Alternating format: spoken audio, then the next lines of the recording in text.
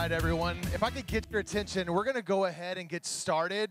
And just so we want to honor your time and get you out of here on time. So first and foremost, I just want to say I am extremely humbled by how many of you have shown up to our Table Families seminar that we're doing tonight. And in so many different ways, it is just so good to be able to see that you guys are here. So first and foremost, thank you so much for being a disciple of Jesus. I'm not just saying thank you for being a Christian. I'm saying thank you so much for choosing to lay down yourself for the gospel of Christ in your world around you, but also in your kids' lives. Thank you for being willing to enter into the hard conversations with our kids. And thank you for wrestling with how to raise our kids to know and to love Jesus. And so I think your presence, like here today, wanting to like really dive into this conversation says so much about what we desire as a church. So thanks so much for being here. First, just a couple of housekeeping items for us. So if you're new with us, we do have some restrooms that are right down the hallway here, both men and women's. There's a drinking fountain.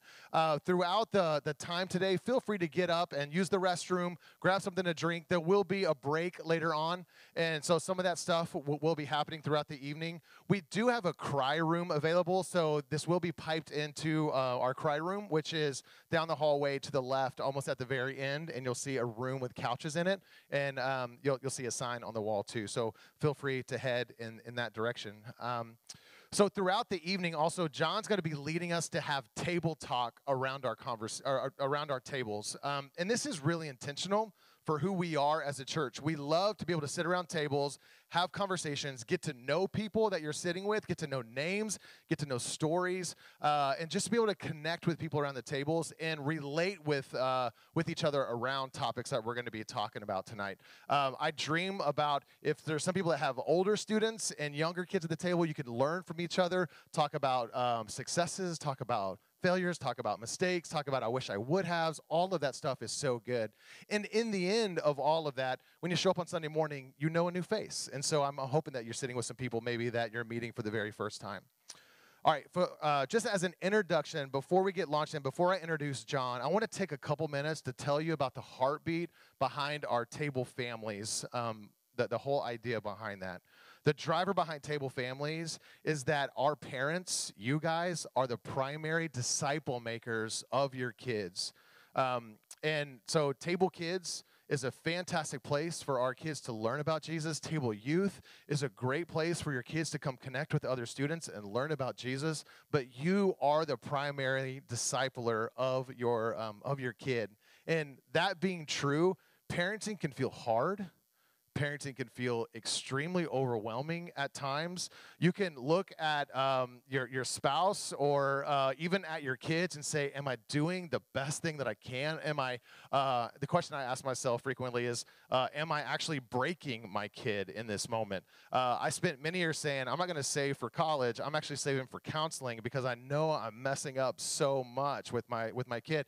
And you can feel alone if we're just kind of aiming to, if we're aimless in what we're doing. But it's our hope to be able to sit at tables with people to express this isn't easy, but it is joyful, and it's something that we get to do, and we get to learn how to do it well together. So Table Families is actually built on a principle with three major buckets that we really want our families to know about. And the principle is really built out of Deuteronomy chapter 6. We did a whole conference on this last year, but I think it's good for us just to be reminded. This is the Shema in Deuteronomy 6, verses 4 through 9. It says, "Hear, O Israel, the Lord our God, the Lord is one. You shall love the Lord your God with all your heart, with all your soul, and with all your might. And these words I have commanded you today shall be on your hearts. You shall teach them diligently to your children. You shall talk of them when you sit in your house, and when you walk by the way, and when you lie down, and when you rise. You shall bind them as a sign on your hand, and they shall be as frontlets between your eyes. You shall write them on the doorpost of your house and on your gates." So our principle can be remembered by one word. It's just this idea of modeling. As parents, we are to love the Lord our God with all of our heart, with all of our soul, and with all of our might. As we are loving the Lord with all of who we are personally building our relationship with the Lord. And then we are also intentionally modeling our relationship with the Lord to our kids. So being able to live out loud to where our kids can see us model our own relationship with the Lord, that is where the principle begins about really leading our kids to know and to love Jesus. If they can see us doing it, if we model it well, then that is the beginning place. Then there's 3 simple buckets that we would just love to repeat these words over and over and over again. Time, moments, and milestones. This idea of time, we're to carve out intentional time to engage our children with the gospel of Jesus. This does not need to be complex, but it does need to be intentional. Moments. God gives us moments every single day to engage our children with the gospel. This happens with what you see, what happens with what you experience, happens even in disciplining. And we use natural, everyday moments to talk about the Lord. So we intentional time built out, taking these moments that the Lord gives us, and then creating these milestones. We encourage you to create memorable milestones that your kids will remember these moments for the rest of their lives. Again, did a whole weekend talking about that stuff. That's just a brief overview. As we continue on throughout the night tonight, it's our hope that you are able to see how you can bring both time, moments, and milestones with the topic we're talking about in your students' lives as they can just continue to grow. No matter if they're 6 months old or if they're 16 years old, we can be building these into our kids. And so with that, I want to be able to introduce John. And so can you welcome John as he comes up on the stage?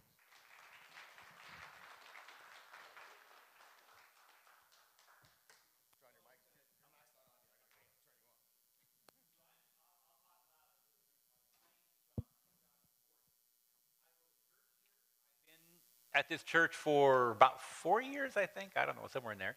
A lot of my community group is here, so this puts me on, like, I'm on the spotlight because I have to see them Thursday night in group. I work for an organization called Be Broken. They're based out of San Antonio, but they allow me to live here instead. You might wonder, Be Broken, why would you be called that? It's like, don't you not want to be broken? And it comes from this verse. And the idea is that God is saying when we come to him in humility with our brokenness just kind of out there, he likes that. And I would suggest that especially when you're talking about sexuality with each other and with our kids, that is the way to come. In the last couple of Sundays, we've been hearing stories of brokenness, people telling their story. Instead of hiding that, is letting that be there. I know that sounds sort of scary, but that's the reason why our name is this. I want to thank you guys for coming. I know this is not where you would choose to be. Coming to talking with your kids about sex is probably not like super high on your like ultimate things you want to be doing. So thank you for investing. Just being here is a big deal, okay? Being here. I travel the nation talking to parents about stuff like this, and this is a lot of parents for a church this size to show up. This is impressive. This makes me encouraged. Here's the goal for tonight. By the end of tonight, we're going to take a while to get there. I want you to know what conversation is next for each one of your kids. And in addition to that, what resource can help you have that conversation so you don't just have to make it up. All right? So I'm going to give you a handout at the end. It's not what you have now. That will help walk through that. But I'm not going to give it to you now because you wouldn't listen to me if I did. So we're going to start off part 1, and we're going to have a break between. It's called Overcoming Obstacles. What are the things that get in the way of us talking with our kids about sex? We didn't used to teach this, but we're going to realize a lot of parents this stuff is tripping us up. So before we say what to say, let's talk about what gets in the way. So think about this. What is your kid learning about? Where are they learning sexuality from? What's shaping their sexuality? There's a lot of things. I'm not going to read all these things here, but notice the impact of friends. You remember kids tell each other sexual jokes. They tell each other things. The older kids teach younger kids things that are like wildly inaccurate or inappropriate. It's not just the online stuff. Okay? If you homeschool your kids, I work with a lot of homeschool parents. That does not protect them from this. Okay, there's no way to protect them. So all this stuff is influencing what they think about sexuality. You want to make sure your voice is part of that. Otherwise, this is what will teach your kids, okay? Let's talk about some obstacles. We, for a couple of years, interviewed a whole bunch of parents all across the country asking them this question: why do you not talk to your kids about sex? We didn't ask if, we just said you're not doing it. So why do you not do? And there's a whole bunch of answers, and this is what they told us. I'm going to go through these a little bit at a time, but this is what they told us. So I'm going to categorize these as kinds of fears. Okay, the first things are influence from society. Okay, the first two are we just don't want to think about what our kids are facing, or we think you're not supposed to talk with your kids about certain things. Now, I want to dispel a myth, is that this does not come from the Bible. Now, I'm going to be talking about the Bible as kind of a sense, but let's put it this way. Forget the religious stuff for a minute. Let's just say the Bible is God's advice to us for, like, this is a way to live, right? So kind of throw out all the religious kind of stuff and morals and sin and all those words. Just kind of throw them aside. Let's just look at it in that sense. So in the Old Testament, here's where the Bible talks about different parts of sexuality. It talks about wet dreams and ejaculation. Did you know it did that? It talks about menstruation. It talks about some rules around nudity, you know, what some guidelines to where that's okay, where it's not. I mean, it's all there, right? It doesn't leave much of anything out. But this is the interesting thing. I'm going to have to read this because I don't have anything up there for me to see. Moses commanded them, when all Israel comes together before the Lord your God at the place he chooses, you will read this law. What law? That law. Before everybody to hear it. Assemble the people, men, women, and children. It goes on to say, if there's any visitors coming through, you make them bring their kids too, and they have to listen to this. So all that stuff they were now what age of kid? Well, let's jump forward and see what it says. So Moses eventually dies, and Joshua takes over. So this is way later, and they're still doing this. And then afterward, he, meaning Joshua, read all the words of the law. That's all those things we just saw. The blessing and the curse according to everything is written in the book of the law. There was not a word of all that Moses had commanded which Joshua did not read before all the assembly of Israel with the women, the little ones, and it goes on, little ones. So they believed it was important for little ones to understand all of this. They wanted to make sure they were the first person to talk to their little ones about this. The idea is talking with kids about sex is what we're supposed to do when they're much younger. I talked with a therapist, a Christian therapist this year, and we were asking, what age should you talk to your kid about what? And this is the advice they said. Think about what age you think they should be when you talk about that, then subtract 2 years. So way younger than you think. So another faulty thought process is, well, this is just my kid's journey. It's not for me to do. This comes from Stoicism, the idea that everything comes from within ourselves. We're on our own journey. That's a very, very old pre-Jesus kind of mindset. Okay, but what the Bible would say, it talks about 2 being better than 1 and 3 being better. In other words, we're supposed to do life together, and your kids need someone to do life with them, and also train up your child in the way he should go. So we are literally told that we are supposed to do this. If we want to, the fear is I should ignore what my kids face. I don't want to think about it. The truth is our kids face impossible odds without our help. We shouldn't talk to your kids about sex. The Bible says, no, you're commanded to. Sexuality is my child's journey. We're commanded to train them up. Okay, now whether you look at the Bible as just ancient literature or actually inspired by God, either way, this is wisdom from thousands of years ago. Okay, and one way or the other, I'm sidestepping. I am a Christian. I do believe in God, all that kind of, okay, but I just want to sidestep that idea that, well, this is just religious stuff. No, this is the way society lived a long time ago. Before there was the internet, before there was all that, they still said we have to do this. This is Jay Stringer. He is currently the current top expert on sexual addiction. And he says this: when we, parents, surrender our power to frame godly conversations about sex, intentionally or not, we create a world of silence and intrigue. Where parents will not educate, pornography will. Okay, so the choice is who's going to educate your kid. So our fears, we need to kind of get ourselves to get beyond those. Now here are some concerns that is a concern for our kid. It might be awkward for them, that's true. It will ruin my kid's innocence. I hear this all the time. Well, what if I put an idea in their head? Well, let's look at this.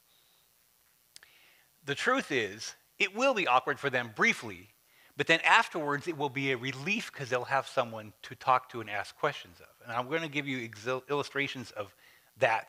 You're going to see that a little later on. It will ruin my kid's innocence. No, it will protect being the first to tell them. We're going to come back to that a lot. Here's a key. I'm going to list several keys. You'll always see a key on there. Teaching God's design for sex protects your child. Not teaching your child about sex puts them in danger. It is more true today than it's ever been.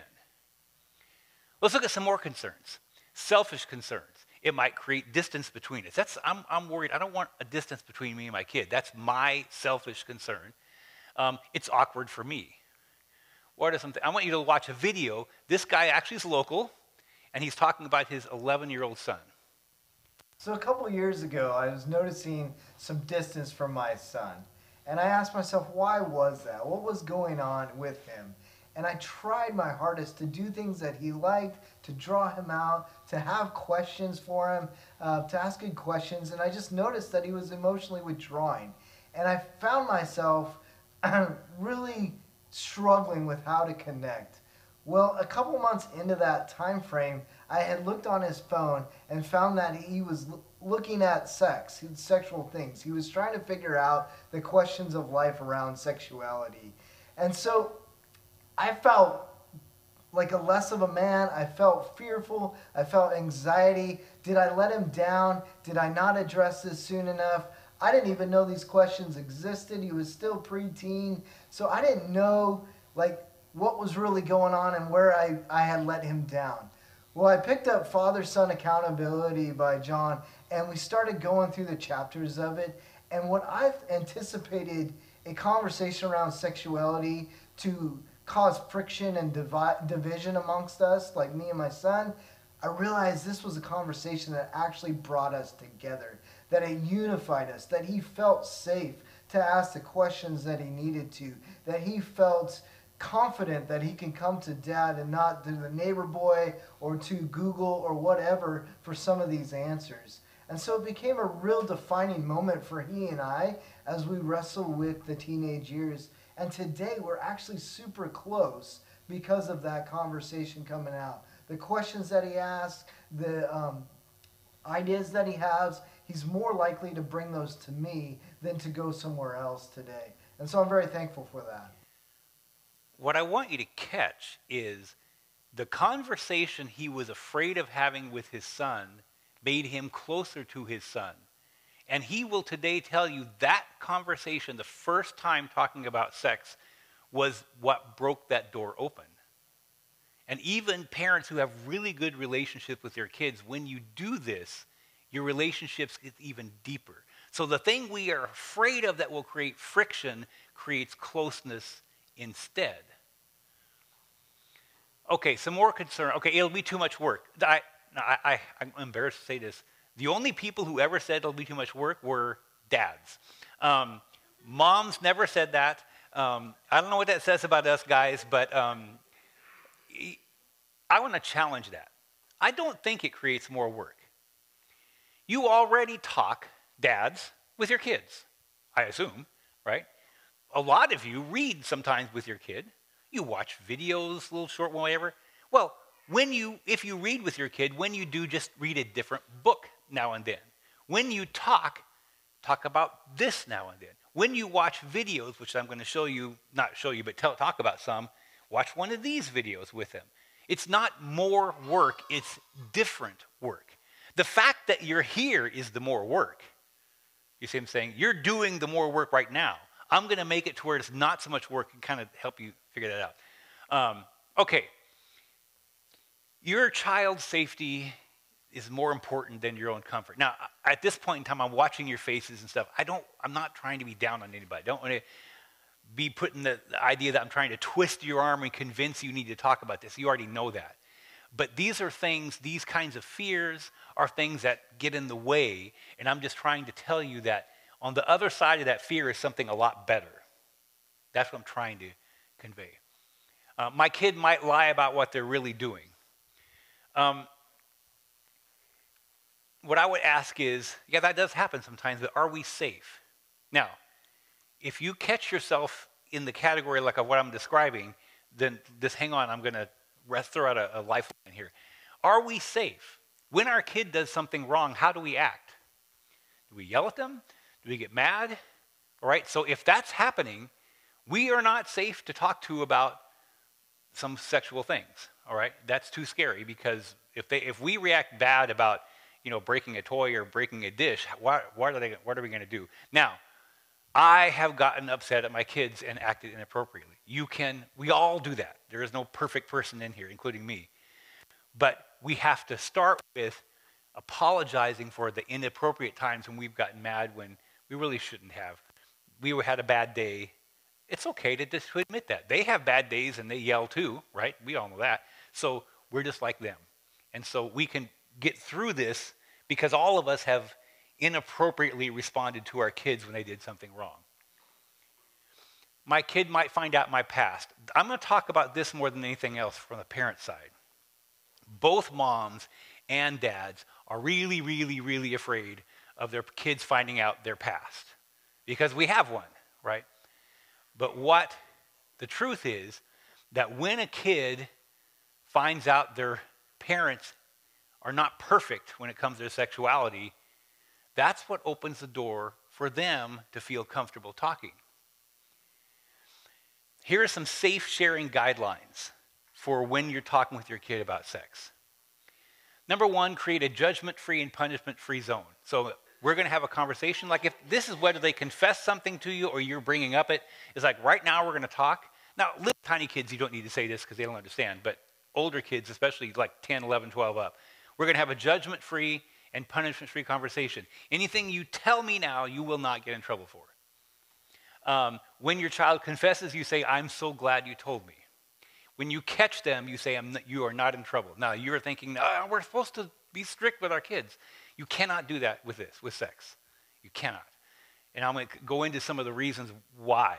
You can have consequences, like when my son got into pornography at a certain age. Part of it was I hadn't really done a good job of making the computers safe. Part of that was as much my fault as his fault. So we're going to work on making that, trying to correct that. But he's not being grounded or yelled at.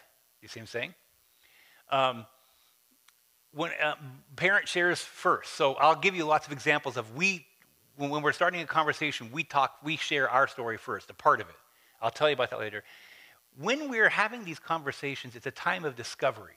So if your kid does something inappropriate, it's a time of discovery to see what's behind this, you see, so we can help them through that. And we're going to talk more about that later too. Talk in broad categories, not details. Don't paint a picture in their head. Broad categories of things like I saw porn, not what you saw and all that kind of stuff, okay? Okay, some table talk. You have some things on your table. And table talk number one. Would you look through that? I don't want to spend a bunch of time doing it, but which one of those is you like, man, that really resonates me with a fear? And to what extent did your own parents talk to you about sexuality? And how did you feel? How did that affect you?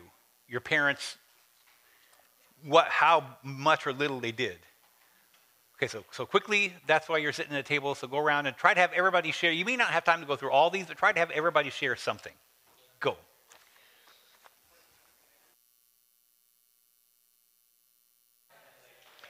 All right, we're going to kind of circle the wagons. I know you're probably not done talking, but you get the idea. So let's focus up here again.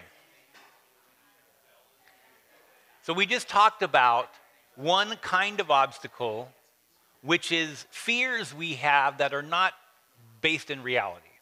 Okay? Now here's another obstacle. This is much more difficult to talk about, so I want to be gentle with you. And this may trigger or feel traumatic to some of you to talk about this, but we do have to address it. So I'll try to be gentle with that. And the other obstacle is our own past. Okay? Some of us were exposed to erotic literature, books and stories as kids. Some of us heard sexual jokes and sexual stuff from other kids. Some of us were exposed to pornography, whether it's I'm old enough where it's magazines and that kind of stuff. Some of us got in trouble for sexual things, and so that is a traumatic thing. Some of us were sexually objectified by other people, and some of us were sexually abused. I'm not going to ask you to talk about this, but I will tell my story related to this. When I was 12, there was this novel, I won't say what it was being passed around by kids, mainly boys, and it had an extremely explicit sex scene in it. And I'd never seen anything like that before. It had a huge impact on me. Sexual jokes were, I can't even remember how young that started going around, that kind of stuff. I was affected by that. When I was 9 years old at a sleepover, some kid pulled out this massive stack of pornography that he'd found in his dad's den. And then I remember when I was 9, I heard older boys talking about masturbation. They didn't use that word, but that's what they were talking about. I didn't understand, and so I tried to ask my mom. I figured my dad was too scary, so I'll try to ask mom. She didn't get mad at me. She flipped out. It was just obviously, whoa, she just did not want to talk about this. And so what I learned was, this not safe to talk to your parents about this stuff, so I never did again. And I went to porn and older kids, and my sex education was wildly inappropriate and misleading. I don't remember being objectified, but I do remember, like in locker rooms and things like that, worrying if somebody's going to make fun of my body. And I was sexually abused from the age of 4 to 14 by multiple people. So almost all of this affects me. So if I'm going to talk to my kids about sex, all of that comes back, right? So we have our own past, and sometimes if we start feeling like this, it's because of not our kid, but our own past. We're projecting onto them things that happened to us. Everyone has experienced some kind of sexual brokenness. Everyone. Christ heals your brokenness as you bring it to the light in front of safe people. The last 2 Sundays in church have been a lot about that. That doesn't mean you go blurting it out to everybody or even your community group, but there needs to be safe places, safe people, maybe someone in your community group in private, to talk about this. Some of you might need counseling. I had to go to counseling for sexual abuse. Some of you may need a support group. I needed a support group because I became a sex addict. That's why I do this work, by the way. Nobody does this work without being really, really messed up, okay? So you notice we've had, last couple weeks, had Joel Warnicki, who's Executive Director of 423 Communities, and Jeremy Walders, Executive Director of Pure Life Alliance, and both of them have messy stories. Mine is actually worse than either one of them. But what I'm saying is that everyone, there's a national organization called the Sexual Integrity Leaders, and this year we're going to meet in Jacksonville, Florida in May, and everyone there is totally messed up. But that's what God does, is take the most messed up people to help people. Just like you have your own mess, and God wants to use that to help your kids. Your past affects your reactions. So what I want to do now is a short table talk and just talk about this. What sources did you learn the most about sex from as a kid? And just reflect briefly, what would happen if your child got the same sex education but in today's reality? So just briefly talk about that. We won't go too long, but go ahead and do that real quick.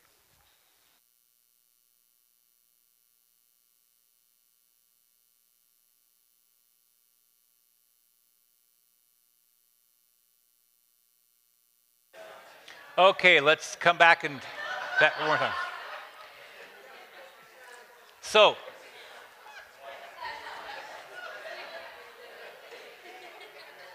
see, there's always a risk letting you guys talk because I'll never get you back again. I'm really happy to hear people laughing and hear people talking.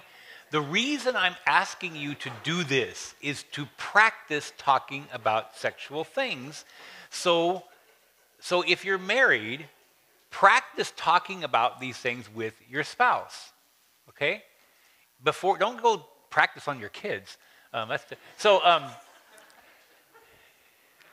the key here is we need to support our child, not be reacting to our own past. So perhaps this week, take this thing home and talk more with your spouse.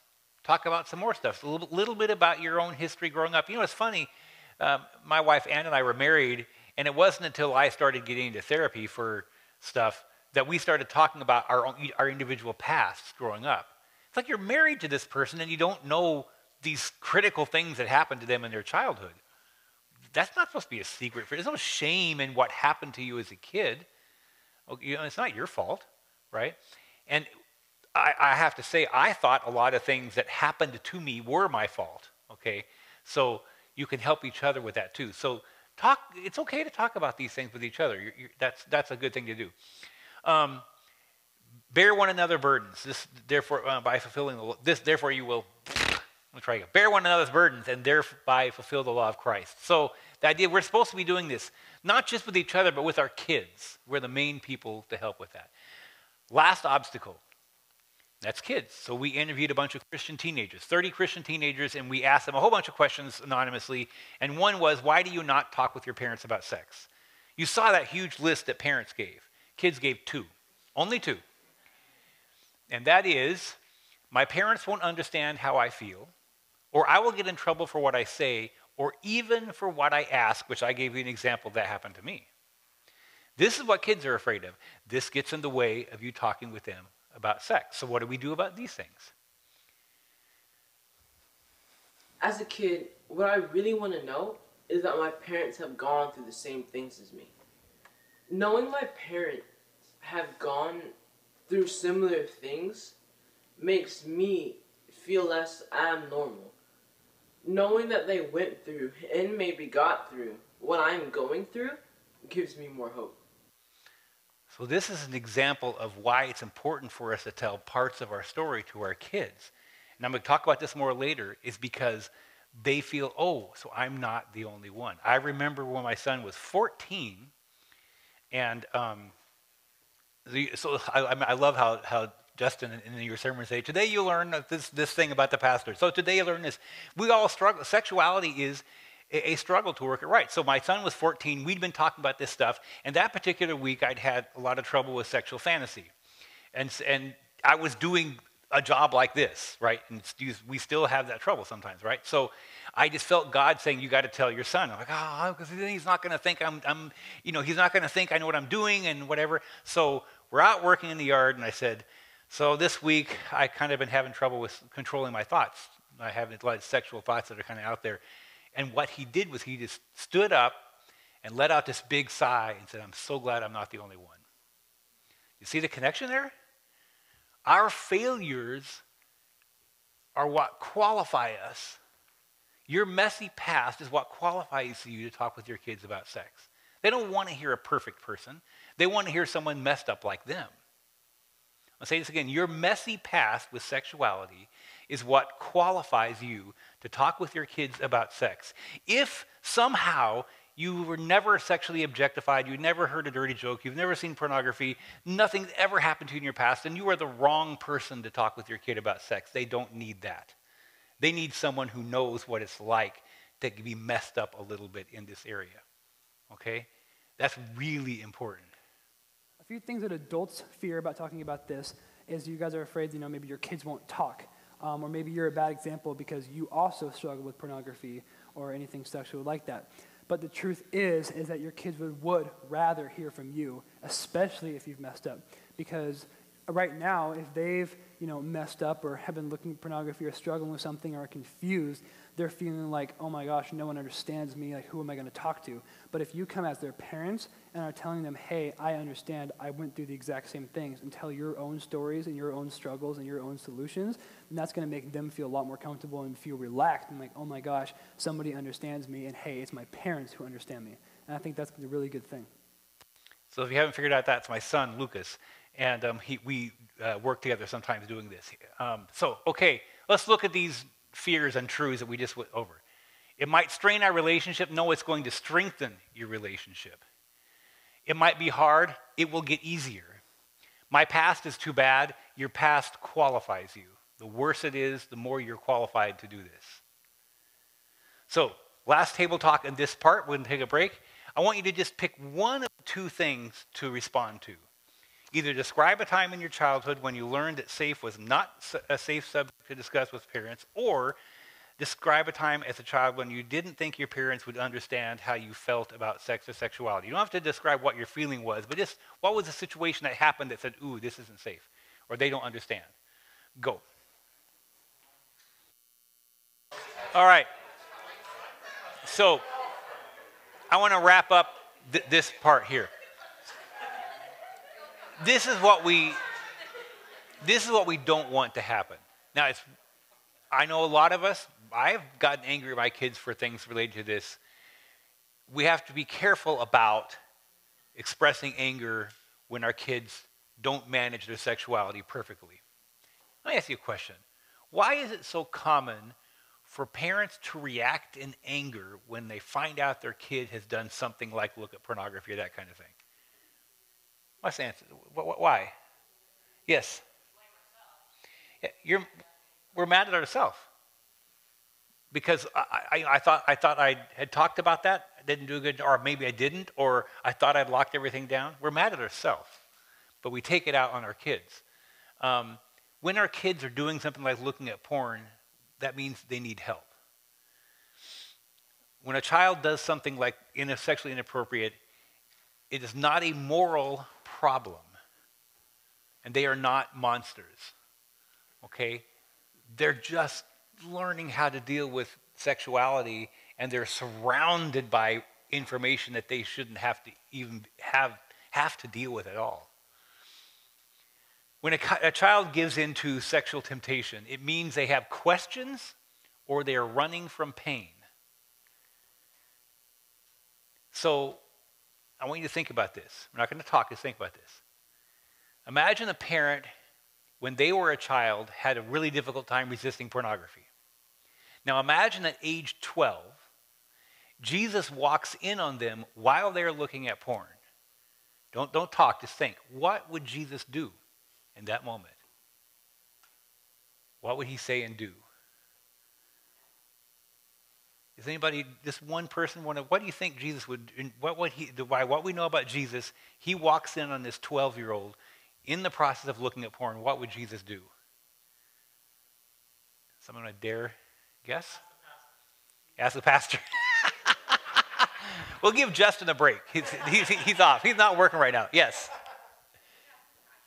Yeah, he'd probably hug the kid. All right? Just think about this. Recall a bad mistake, not necessarily sexual, it's a bad mistake you made as a kid. Now, if you could go back to yourself, like right now, if you could go back in time to yourself at that age, right when you had done something really bad, whatever, not necessarily sexual, what would you say to your childhood self? Wouldn't you give some kind of compassion? Wouldn't you see? So none of us managed our sexuality perfectly as kids, and neither will your kid. Your child needs an ally who understands their struggle. So in summary of this first part, try to react to your kid, not your own past. We have to talk with our kids about sex. You did not manage sexuality perfectly, and neither will your children, so don't expect them to. Become your child's ally in navigating sexuality in a God-honoring way. They need an ally. The world is crazier than it was when any of us were kids.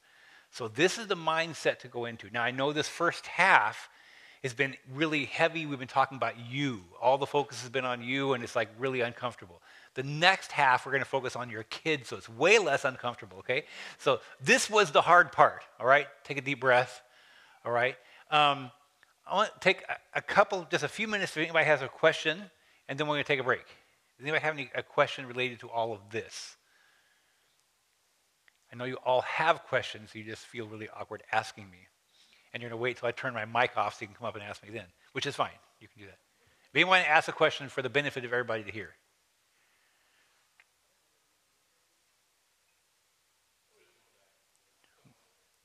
Oh, yeah, sorry.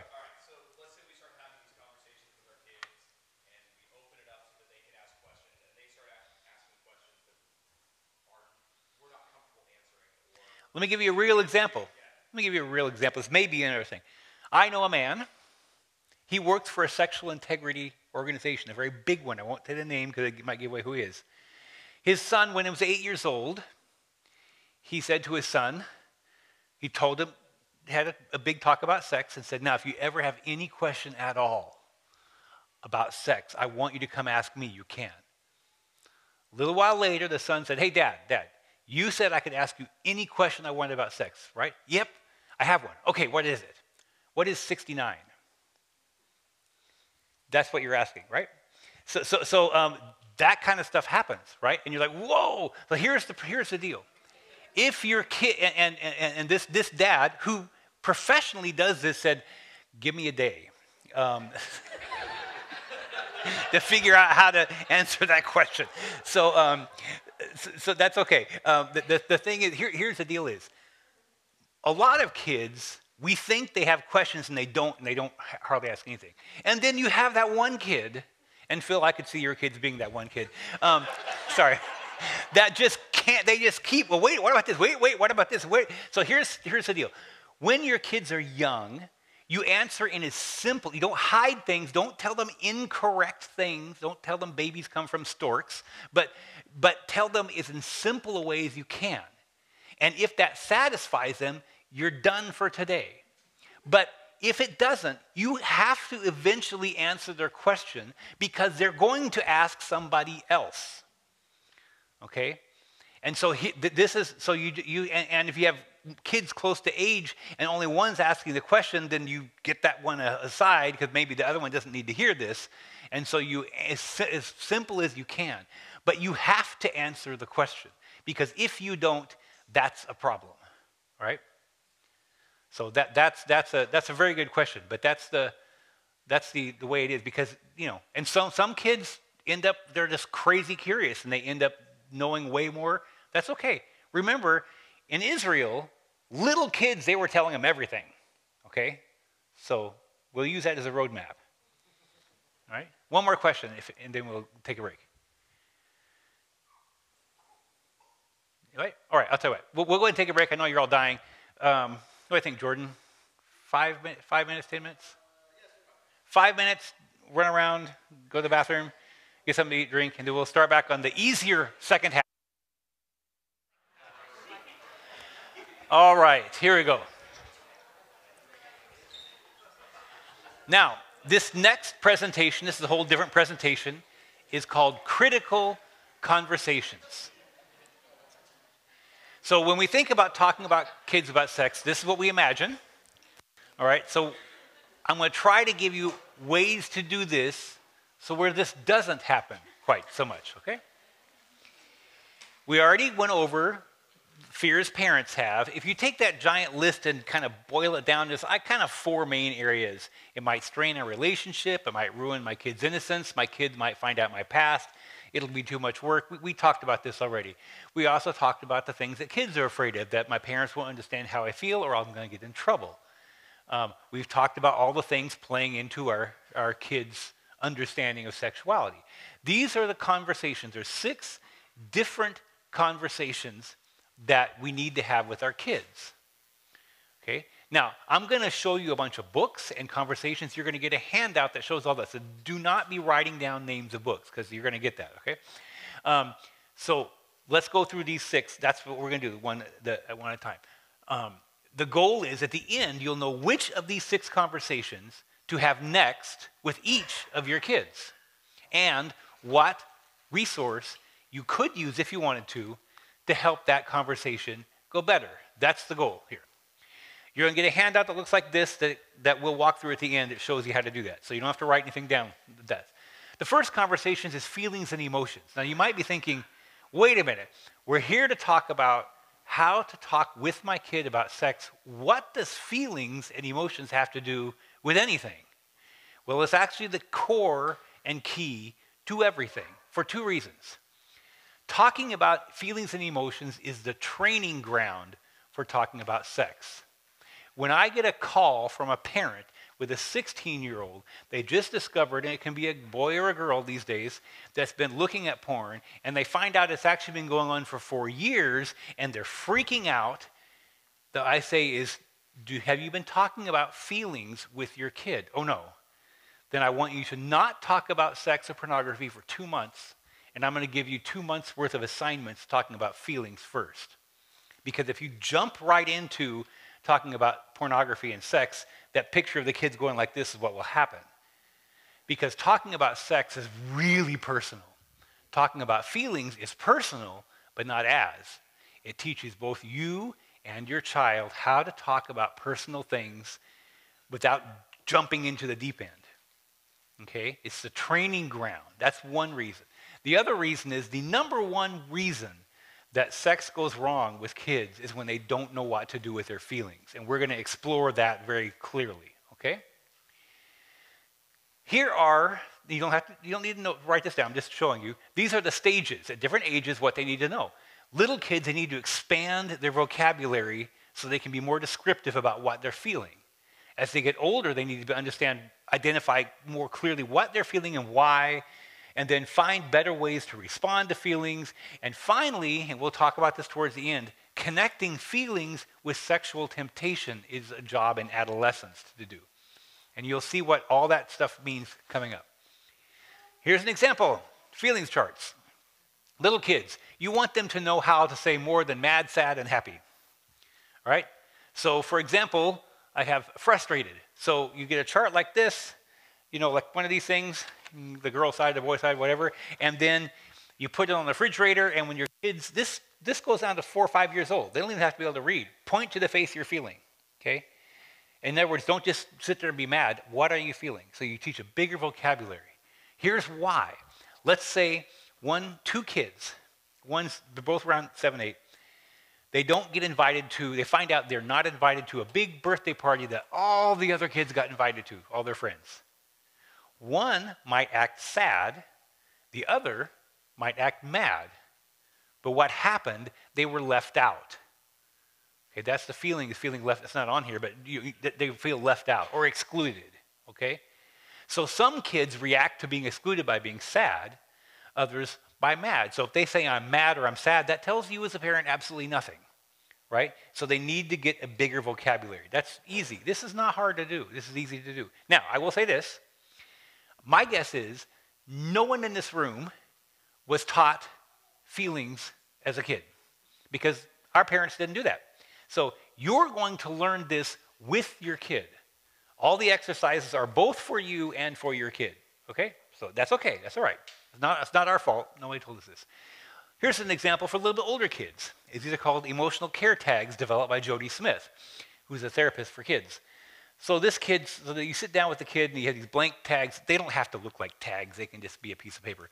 And you say, okay, so you as a parent say, when you cry, what are you usually feeling? So this is after they've learned a lot more words. This kid said, I'm feeling disappointed. Well, what do you need when you're disappointed? I need a hug. What do you do when you hit your sister? Now, I'm sure none of your kids hit each other, but my kids did. When you hit your sister or your brother, what are you feeling? Well, this kid said, I'm feeling overwhelmed. Well, I didn't expect that. Well, what do you need when you're feeling overwhelmed? I need space. Well, how can you tell us when you're feeling overwhelmed so we can give you space? See how this becomes really useful? Okay? When they get older, we want to connect temptation to feelings. I feel tempted most often when I feel blank. Okay, we'll get into this a little later. And you do that with what's called an emotional care plan, which we'll do towards the end because it's too complicated to go into right now, but we'll do it in a minute. Okay? So these are all feelings. Now, how about a resource?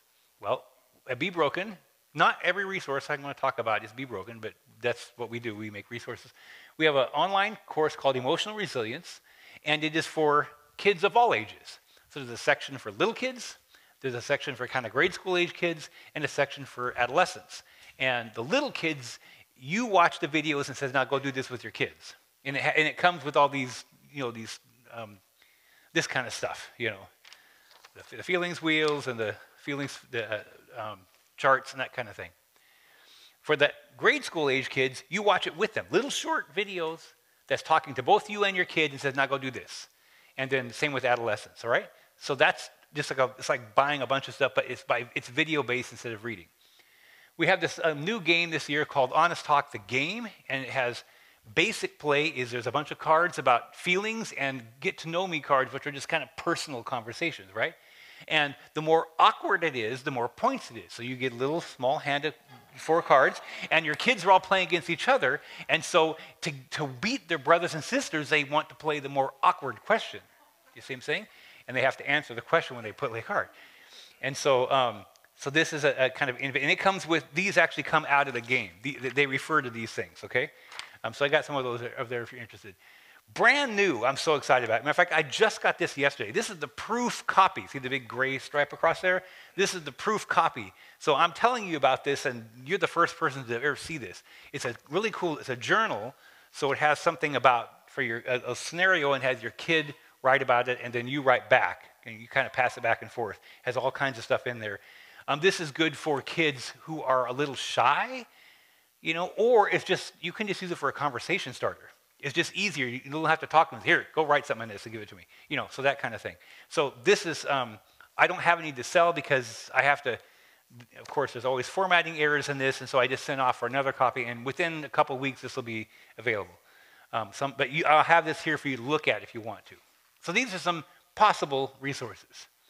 Okay, table talk number 1. I'm going to have you practice. I'm going to have you, so turn the page, and you see this thing, it's got a couple faces on there, and it's got a little slice of a feelings wheel. So you can pick, you don't have to do both of these. So we're practice what you do with your kids. Share a time you felt one of those 2 ways. And then think, so these are exercises out of these things. So pick 1 or 2 of those and do them real quick, and practice those in your table real quick.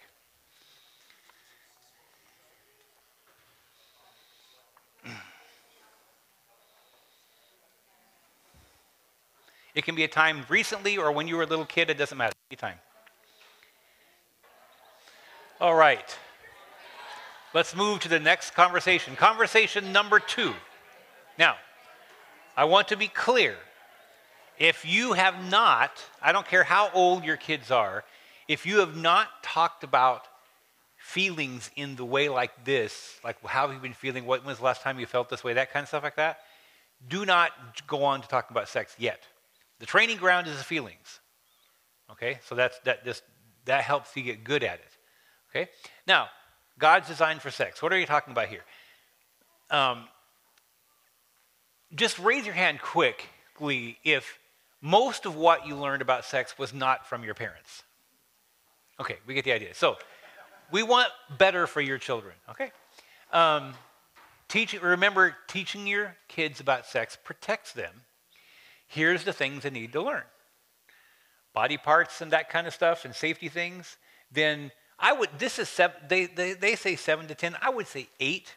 So 8 years old is when you teach the basic mechanics of sex these days. Okay? And that's what they did back in the Bible days too. So this is not a progressive thing. We're going back to how they used to.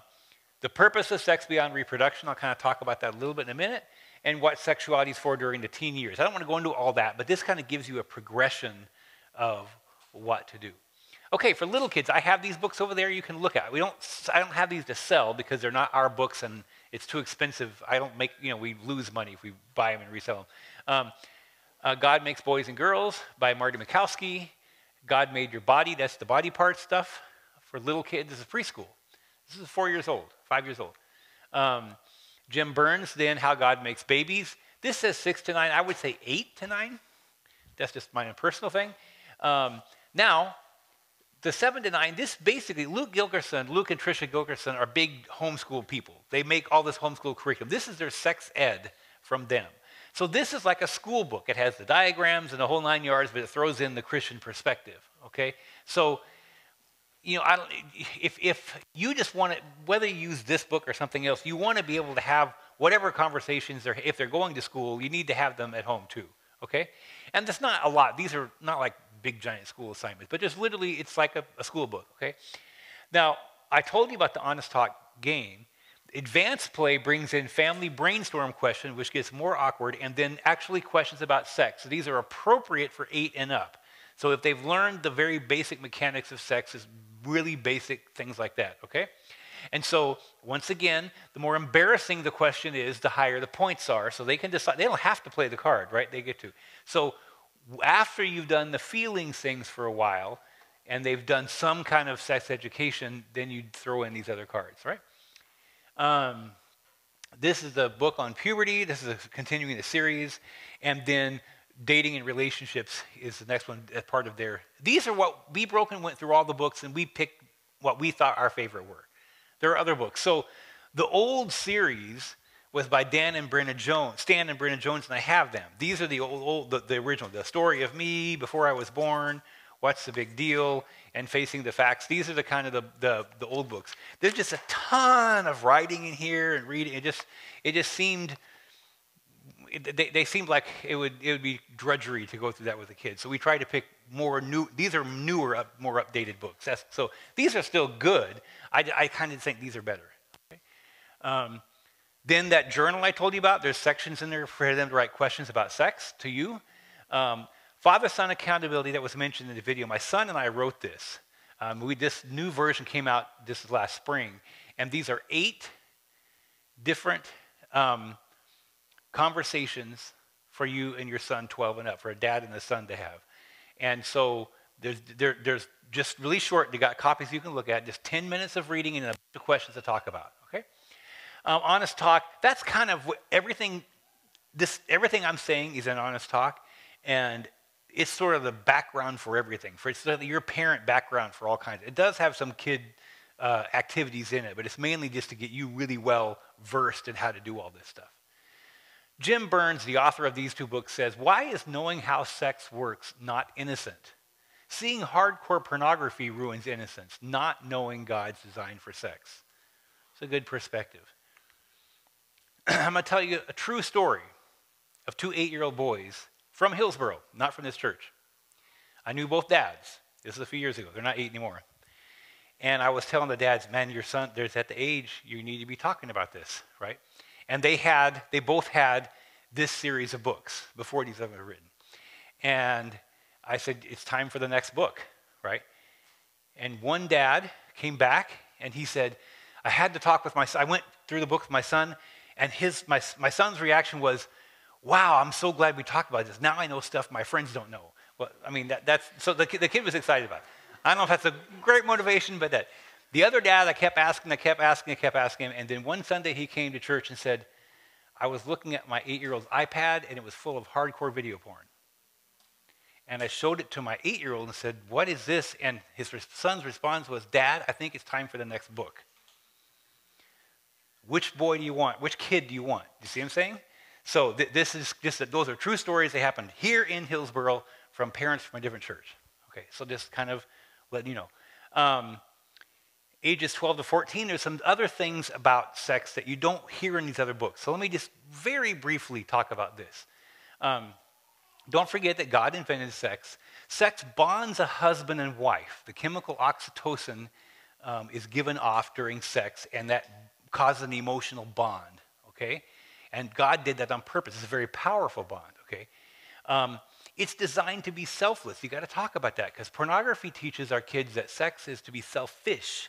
It is to take pleasure from you, when God made it to give pleasure to someone, to your spouse, to give it to someone else. So that distinction needs to be made, that what you're seeing online is not how it's designed to be. We need to teach them how it is designed to be about how not. And then it's a spiritual metaphor. Now, I want to talk about this. I don't want to get in the weeds of this because this is really cool. There's a book over there that helps talk about this in depth. This is for adolescents.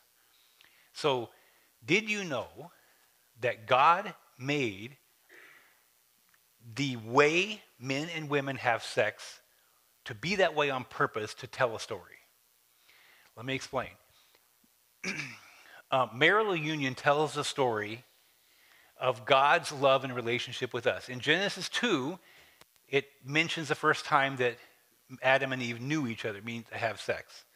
All these other verses, and there's probably more, refer back to that illustration of a husband and wife having sex and what that has, and saying God is like this. That sounds really weird and creepy. You know, God uses a lot of metaphors. He talks about Jesus being like a hen gathering us like the chicks. He talks about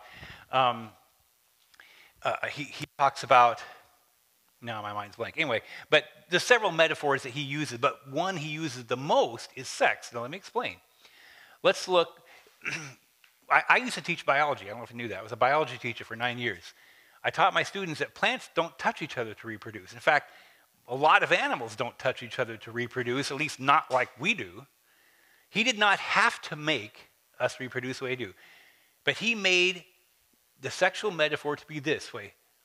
There is pursuit, someone pursues someone else, and they say, we want to vow to unite together forever. One person enters the other person. I know it's graphic, but that's what it says. There's mutual joy, and then new life is created. This is true with a husband and wife. This is true in God with us. God pursues us. He says, I want to unite with you forever. He enters us, the Holy Spirit. That causes joy. And he begins to create a new life in us. So those of us in the Sexual Integrity Leadership Association believe that God did this to paint this picture because of all these scriptures. Let me show you one. Isaiah 62:5. For as a young man marries a virgin, your builder, that's capitalized, that's God, shall marry you. And as a bridegroom rejoices in his bride, that's talking about on the wedding night, so shall your God rejoice in you. When there is sexual union, the husband rejoices in his wife, just like God rejoices during the union. That sounds really crazy and graphic, but it's like all those scriptures I told you, it's just over and over and over again. Okay? So now, this book, Identity, came out this fall. And it's do a lot more than what we're talking about. But the last 3 chapters talk about this idea. They're called the biblical narrative on sexuality. And so it's a really new idea, and it really unpacks that and how that this is a model for how we're supposed to live our lives. So that's just letting you know that's really advanced stuff, but that's out there. Okay? Oh, that's all based on Dr. Julie Slattery's work, by the way. I'm not that smart to come up with that. Okay, so let's talk about this. Table Talk 2. These are real things that were told to me by the parents of these people. Okay? So you don't have time to do all of those. I want you to practice talking about this. Pick one, you may not all have time, and what would you respond if that was your kid? Okay? I want you to practice this because that's how makes it good. Okay, these are all real things that happened not that long ago. Okay, go.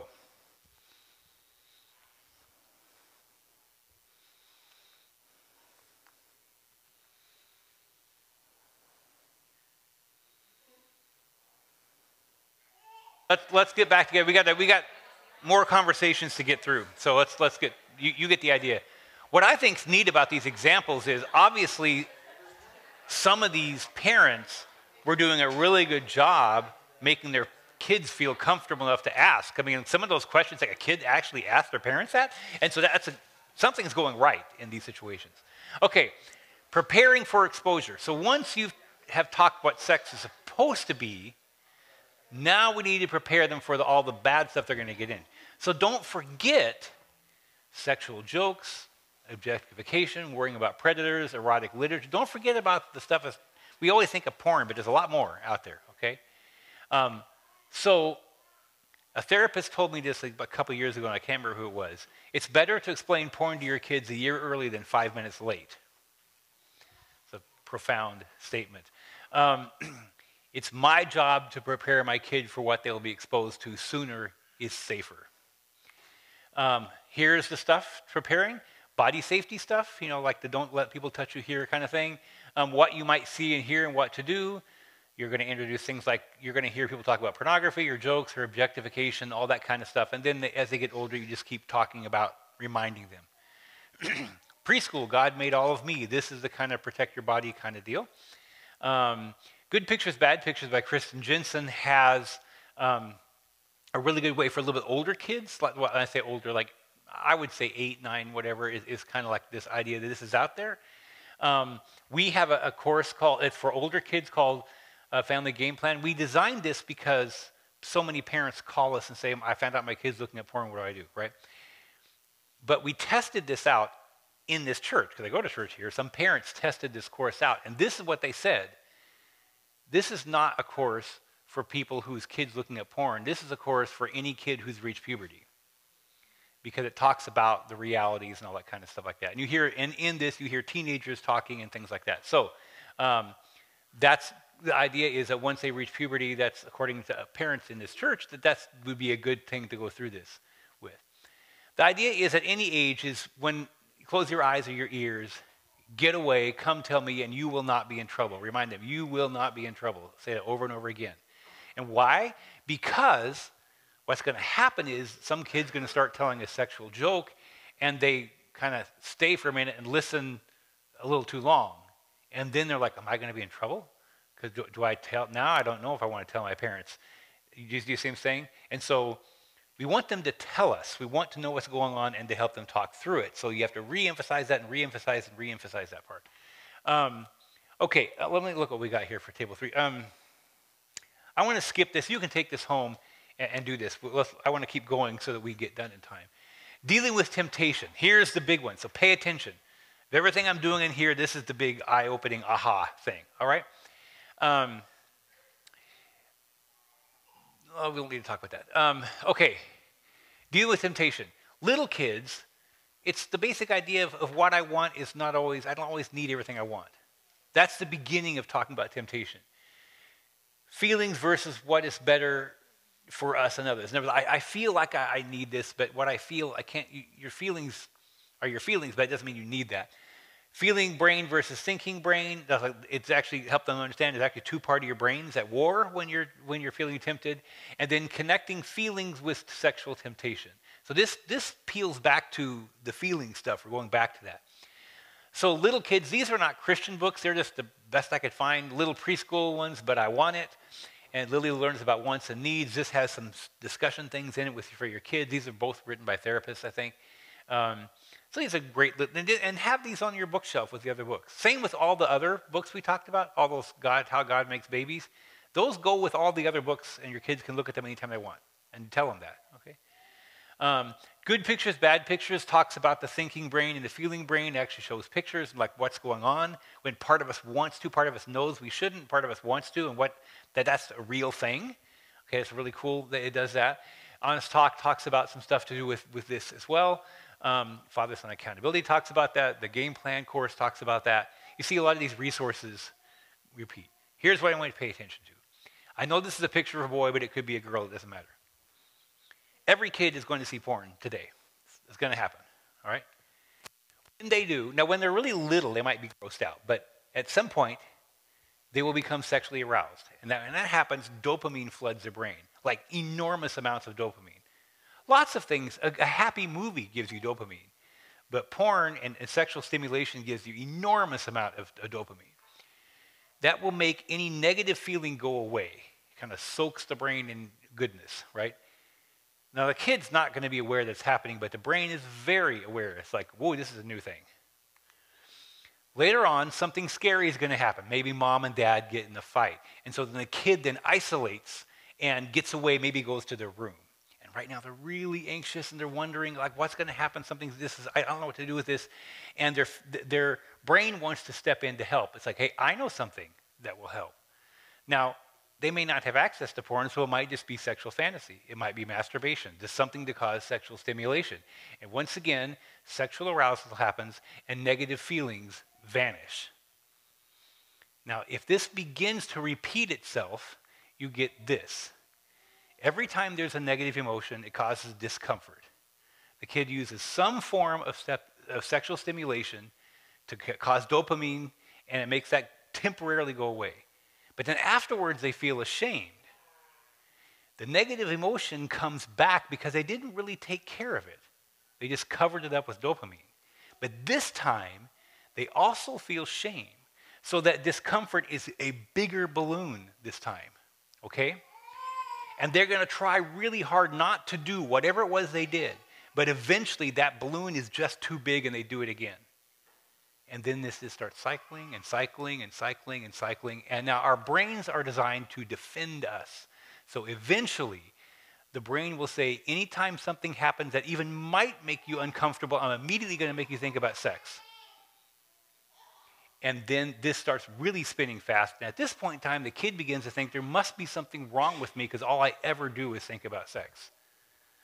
Okay, this is what we're trying to prevent. Now you see the feelings and you see temptation and sex all put together. This is in early adolescence when we get to this part. If we have taught our children to come to us with feelings, this really reduces the problem of this because we can help them work through. We may not fix what hurt them in the first place, but we can work through it and kind of resolve it, all right? Now, I'm going to let my son tell you when he put all this together, what he's talking about happened at 14.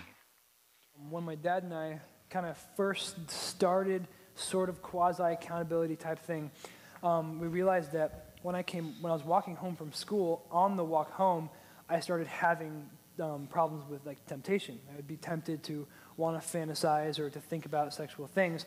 And I'd come home and I'd be like, I don't know what's going on. Because like, why is it that when I'm walking home, I have this problem? And so I'd come home, we talked to my dad about it and kind of going in depth. And, you know, he'd ask me questions and I'd kind of talk about it and figure it out. We eventually figured out that what it is that while I was walking home, I would feel like I was alone. Because there's this period of, because I'm a big extrovert, I love talking, I love having human interaction. I mean, even sitting over there, I have a hard time not whispering into somebody else's ear, but I apologize about that. But, and so that time walking home, even for 20, 30 minutes, was enough time where I started feeling like I was alone and I had no one to talk to. And so I had this thing in my mind, it's like, well, fantasy makes me feel better. And so I'd want to go to that. And so eventually in doing accountability and working with him, my dad and everything, we found out that what I could do is that while I was walking home, I would call my dad. And even he'd be at work, so sometimes he wouldn't pick up, sometimes he would, and we talk about it. But even when he didn't pick up, I'd leave him a message. I'd say, hey, I'm walking home. And I wouldn't even have to say that I was having any temptation. I could just say, hey, I'm walking home now, everything, just calling to kind of check in, see how you're doing, that sort of thing. And then I'd get home, and it's like that was enough that I knew when I get home, he'd talk to me. I knew when I got home, he would ask me, you know, how it was walking home, how my day was at school, and all that sort of thing. And so that was what we kind of figured out together and what worked for me. So what he's describing is, now just to be clear, he didn't wait until he felt tempted. He didn't wait until he felt alone. He said, to prevent myself from feeling alone and then maybe being tempted, I'm going to text my dad every day on the way home. And that took care of it. It's not always that simple, but you see what's happening here is that without knowing what to do with feelings, we're stuck here. Feelings are everything, okay? So the key to this is your child will experience sexual temptation. Your child will fail less often when they have a safe person to talk through their emotions. Talking about feelings helps with sexual temptation. That may be a brand new idea to you, but this is how this works, okay? I'm going to skip that because it's not important. So emotional care plan, we talked about, I'll get to this. So older kids, you come up with this. So a kid says, you know, this is connecting feelings. The time I'm tempted is when I feel like a failure or I feel like no one's listening to what I'm saying. That's when I'm most likely to try to look at porn or masturbate to fantasy. But when I'm feeling like a failure, I can write in my journal to God or to anybody, you know. And when I'm feeling like I'm not heard, I can text my dad or I text a friend you need to know who it is to talk about I don't feel heard right now, okay? Or maybe that's something to write in a journal. The idea is you know what feelings are the problem, and so you deal with the feeling, not the temptation. Now, for this to work, though, parents have to have their own accountability card. It's not fair to make your kid do something. But, and the father-son accountability and honest talk both talk about how to put these together. And so does the game plan video for porn, dealing with porn. But my daughter, so my son and I actually had cards written out. We would talk about once a week how things were going, what feelings he'd been having, and how's temptation, blah, blah, blah. But my daughter, if either my wife or I would have done that, she would have rolled her eyes and said, yeah, we're not doing that. Okay, so not every kid is that going to work. But you still talk about the same things, your feelings, your temptations, what feelings, but maybe it's when you're driving in the car, okay? They can't escape when you're around them. But here's the deal. Don't ever have these conversations sitting face to face with your kid. That's just too weird, okay? Make sure you're both looking in the same direction, sitting side by side, out walking, whatever. Don't stare your kid down trying to have that kind of conversation. Please, don't do it. Okay, I'm going to skip this one because I'm running out of time, and you can take these home with you, and maybe it's discussion stuff to talk with your spouse at home. Okay, last one. No, second last one. Processing exposure. So let's say exposure happens. Your kid's exposed to something. Now what? Well, for all ages, there's only one thing to do. You ask questions like, what have you been seeing? What have you been hearing? What have you done? How did it happen? What do you think about that? Like my friend told a sexual joke. What do you think about that? How do you feel about that? Do you have any questions? See, when one of these exposure things happen, it usually creates new questions about sex. So do you have any new questions now for me? And then what can we do next time? Like my son, it was, well, he can text me. We have a plan. And we can pray about this. Now, remember that we're trying not to act in anger. And you notice in those questions, where's the lecture? There isn't any. It's a discussion. We're asking questions. We're discovering. Now, all of us have not done that well, and we've got mad for something, right? It's not your fault. You didn't know how to do this, and it's not too late to fix. I can't tell you how many times I had to apologize to my kids for blowing up at them for something that I was really mad at myself, right?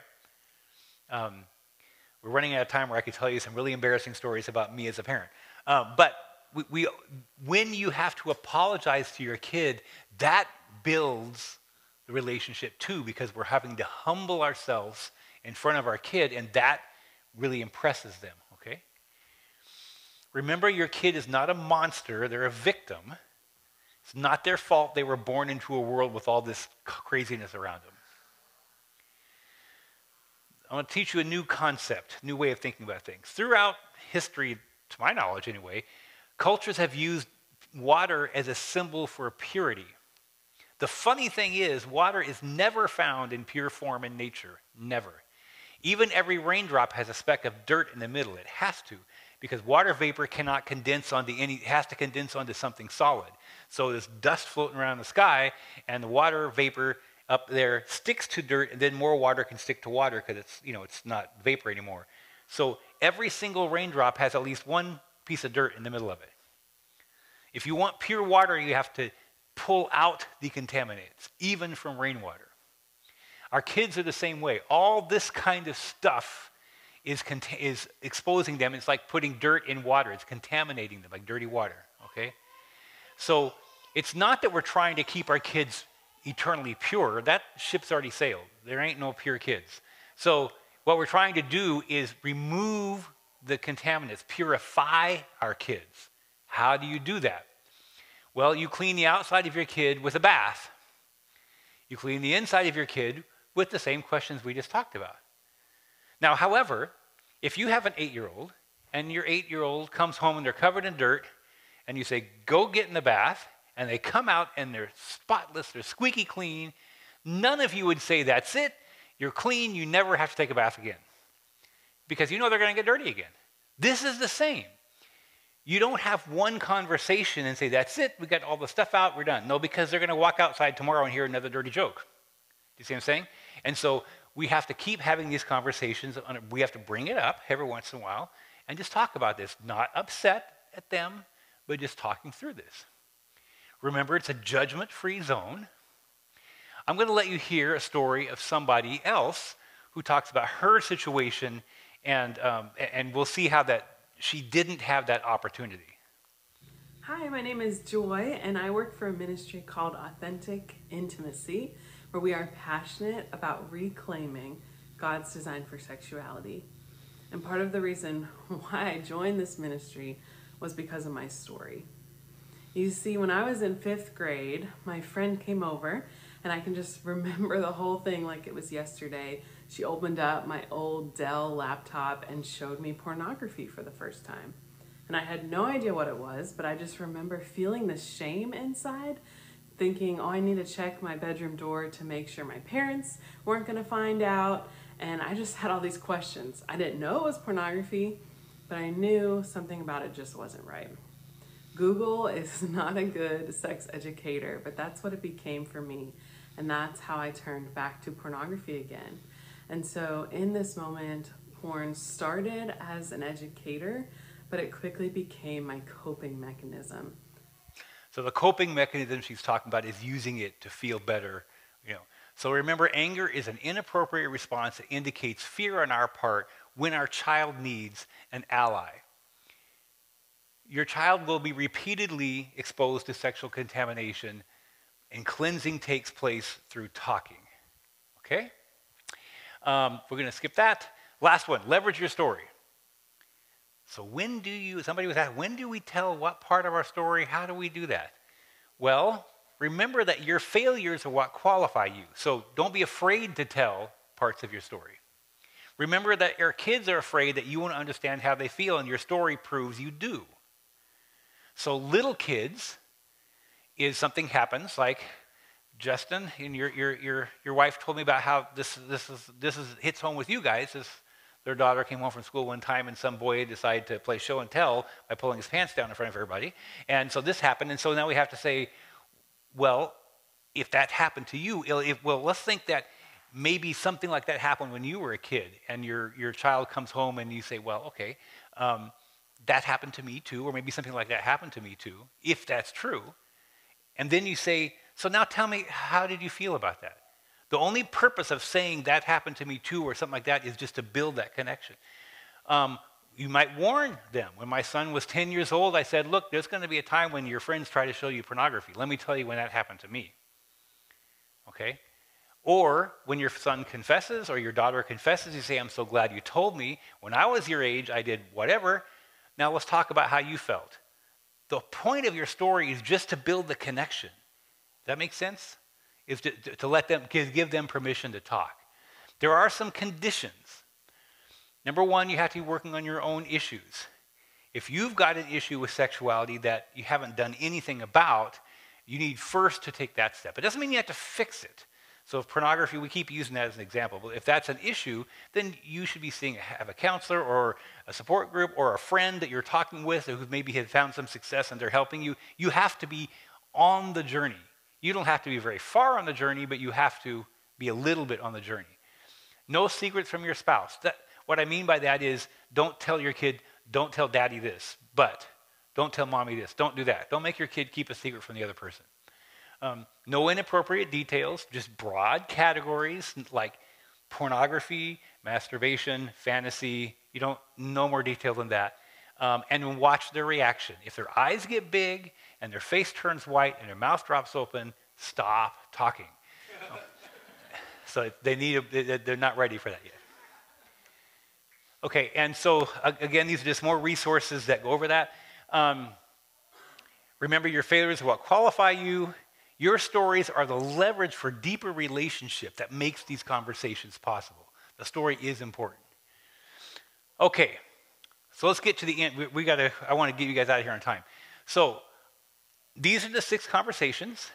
You want to hand out the handout? They go in this order. So you don't do conversation 3 until you've done conversation 1. Okay? So what I'm going to give you is this. And what it does is have 4 sections: preschool, ages 6 to 7, aged 8 to 10, aged 11 to 18. And let's just look at the preschool one here real quick. So feelings. If you have not talked about feelings, then you might get this course to help you with that. If you have been talking about feelings and you haven't talked about anything to do with body parts or anything, you might get the book God Made Your Body by Jim Burns or God Made Boys and Girls by Marty Mikowski. If you've done not something like that, maybe not those books, and you haven't talked about exposure, you might get God Made All of Me. If you haven't talked about temptation, you might get the book But I Want It and read it with them. You see? And then there's some Honest Talk has some pages to help you with those things. Do you see how that works? So you get the age of your kid, of each one, work down and stop at a place you haven't talked about yet, and then consider that resource. Those are just suggestions, but that just helps you so you don't have to think of what to say.